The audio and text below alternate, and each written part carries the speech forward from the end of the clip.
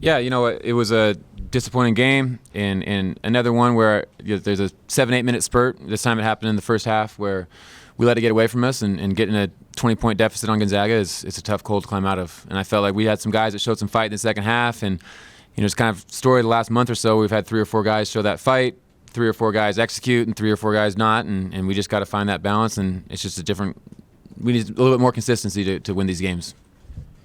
What does it take to find that balance and that consistency?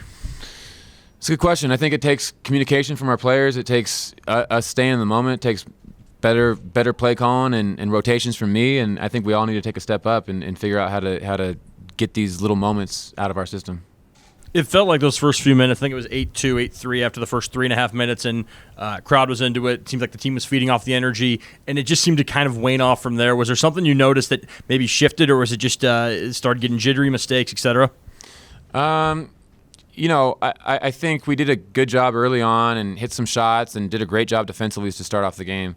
But the ball was a little bit slow moving side to side, and we didn't get rhythm those first 4 minutes. We had some good shots that we made, but that kind of set us back going into the second part of that first half. And I think we just got to do a better job getting the ball zipping around. We put Nate in some tough spots with 4 or 5 seconds left. It seemed like he shot 5 or 6 shots down the end of the clock in the first half, and we should be running those ball screens at 10 or 11, not 3 or 4.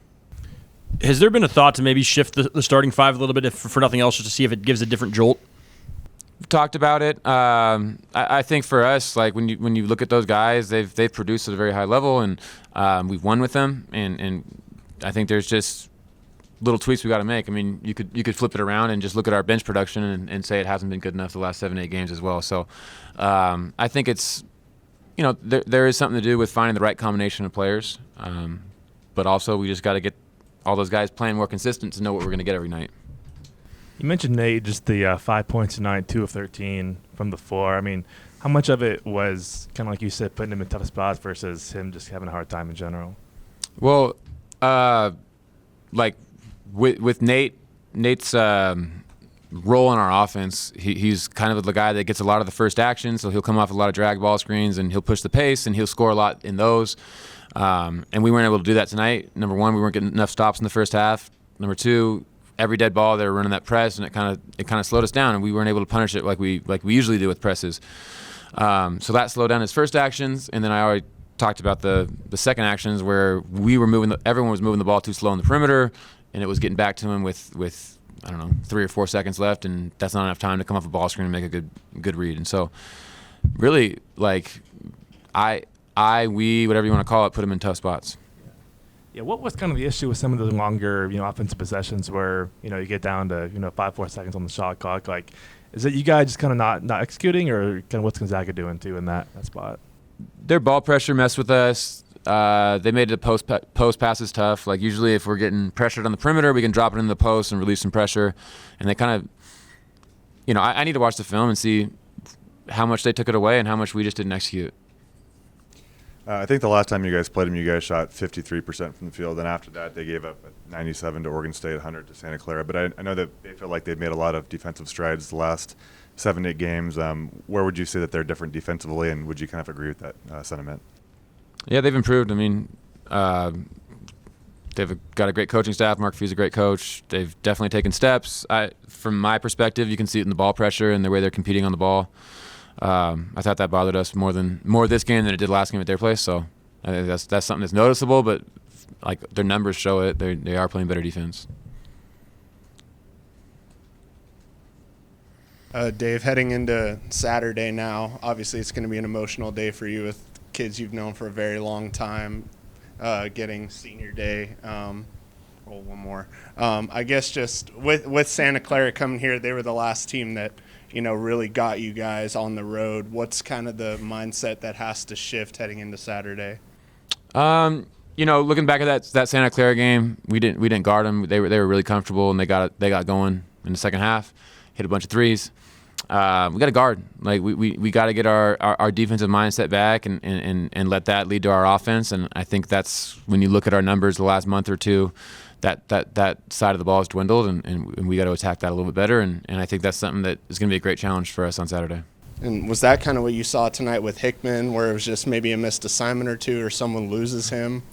Yeah, again, I need to go watch the film. I felt like we missed a couple assignments early in the first half, and I walked in here right when Zay was saying it, like you give a shooter like that rhythm, and he hit some tougher ones in the second half. So having a tough stretch to the sort of last, I guess, sort of 7-8 games in the WCC and only having that one win over Pepperdine, how do you sort of keep this up and try right that ship into these last few games? You have a few tough ones left into the regular season. You know, it's a long season. There's going to be ups and downs, and we got to stay steady with what we know works. Like, we've got a blueprint for these guys. These guys have all made it this far to understand what success looks like, and so we just got to attack every day. We got to have good practices. We got to take care of our bodies. We got to come in and have a good film session and make sure we make the proper adjustments, and then really, like, we just need to fight. Like, we need to have 40 minutes of fight, and that's what's kind of let us down. We've had 30, 32, 34 minutes, and we got to build on that. And I think these guys are hungry, they're capable, and they understand what we can do. And that same kind of mentality rolling in with the Santa Clara game, a team that really had y'all's number in the last game. Just sort of talk more about that with Santa Clara. Yeah, you know, like they have, I don't know where I haven't looked at any of the draft boards or anything like that, but those three wings are pretty damn good. And we got to make them uncomfortable. It's got to be a defensive mindset. They have to feel us from the jump, or they're going to get in rhythm like they did last time. And I think, like, when you go back and look at it, we've had spurts where we did it. Like tonight, we had spurts where we did it. You go back early in the preseason with Boise and Nevada, where we were pressuring the ball and getting more steals. And I think that's something we got to get back to. Just get that edge back. Coach, after talking to you earlier in the week, and you talked about the crowd and the moment of the home of the Cougs and stuff, and it seemed to really kind of bring a smile to your face before the game. I kind of two-part question, I guess. One, how rewarding is it to see the fans come out? But two, what's the downside of not being able to perform in front of a crowd like that?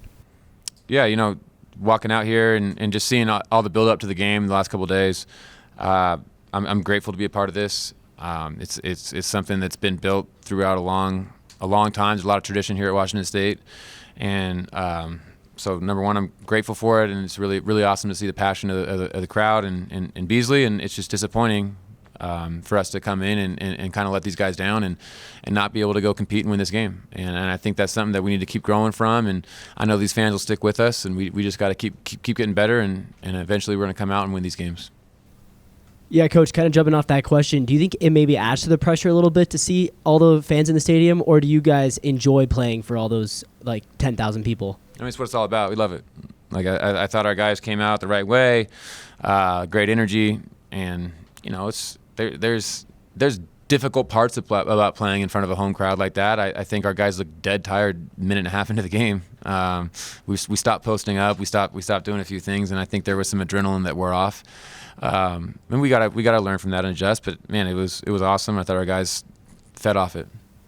Yeah, and what's the message going into Santa Clara just to the guys to get them to keep fighting after another loss? It's disappointing. Like, we pour our lives into this. We work very hard. Our guys are in the gym getting extra workouts all the time, and this is something that we're gonna keep attacking. Like, this is what we do. This is who we are. The sun's gonna come up tomorrow. There might be some snow, who knows? But we're going to have a great day. We're going to practice. We're going to get better, and we're going to go be ready on Saturday. Well, kind of off of that, when you look at the emotional side of losing, are those conversations that kind of you would have not only with your players but with your coaching staff, just how to handle this tough stretch?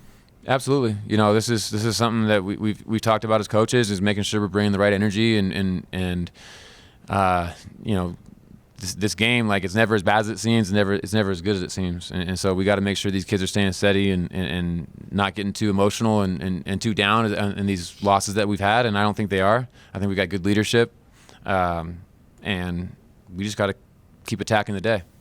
When you look at the way you started the game, especially Lawan Watts and how he started the game, what does that say about his play and his contribution, just kind of the season that he's had? You know, I love Lawan and just proud of him for what he's accomplished throughout his 3 years playing for me. He's taken a lot of big steps, and you know, you guys are seeing flashes of it, and I've seen more flashes in practice, and we're just going to keep getting a better version of him because he works really hard. Coach, thank you for your time. Go Cougs.